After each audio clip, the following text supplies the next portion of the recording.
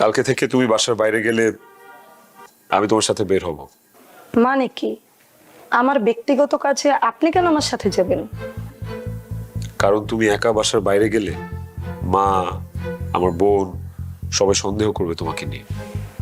তোমার বাবার কানেও কথাটা যেতে পারে, তখন কিন্তু একটা চাপ সৃষ্টি হবে। তোমার বাবা তোমাকে ইমোশনাল ব্ল্যাকমেইল করবে।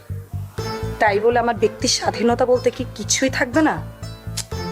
নীরা, আমি যদি তোমার ব্যক্তি স্বাধীনতায় হস্তক্ষেপ করতাম তাহলে গতকাল রাতেই করতে পারতাম।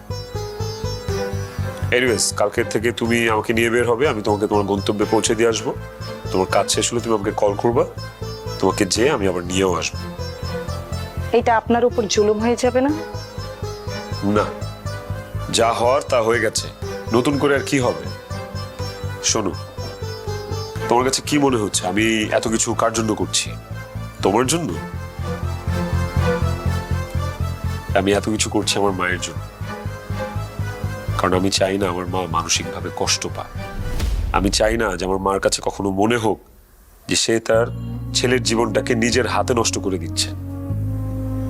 কারণ আমার মা অনেক শখ করে তোমাকে আমার বউ বানিয়ে এখানে নিয়ে এসেছে।